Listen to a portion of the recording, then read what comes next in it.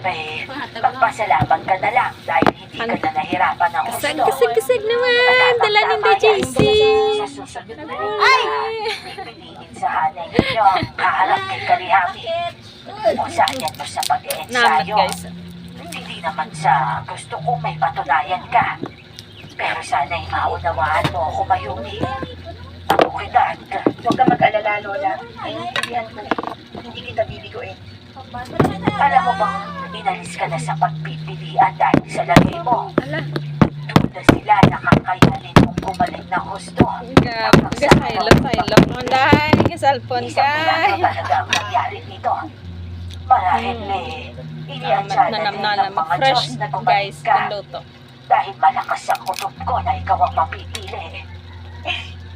Kailan ho ba nagkamali ang kutob niyo, Lola? Karong Mahal na tala! Mahal na tala! O, Dako, ano tinakasan ka na naman ng kulay sa mukha? May nangyari Beka, ba? unday.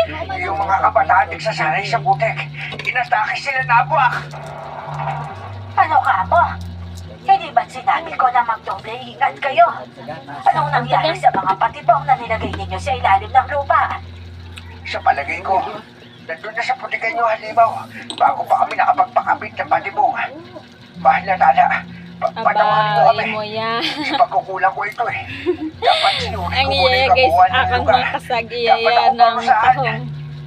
Ay, nako. Ay, kumusta ang mga kabataan? Tatlo ho yun ang sugatan. Isang maluba. Ang ilan ay takot na bumalik at ayaw na magsanay. Kailangan na nating umaksyon. Magpatawag ka ng pagpupuno ngayon din. At babayang gabi, susugpuin ang mga halimaw. Hanggat hindi nagagalugan ang bawat sulok ng ating teritoryo. Walang Kaya tabaga, hihito. patry tabaga. Aba, seafood, Supremo sa slay. pagkukulo, Lola. Bakit hindi natin siya harapin? Namit ka na. Hindi yun Gana, ang kalalian ko. Iniingatan natin ang Pa may kalagayan katigang ng day. mga normal na tao. Basay lang. At tuso si Kalihami. Gagamitin niya ang kahinaan natin para lamang mapabagsak tayo. Kung gayon na ho, ano ang plano niyong gawin, Lola? Namit sa timpla, promise namit ang himong timpla. Panawago? Palawag. Yan, tuwan. Palawag, oo, ano. Craving something real? We serve it. Burger King, serving realness. Order now. Pero mas namit gali kung ginsiksik mo na daan ka. Teka, unang ko nga kaon. Kasi meron.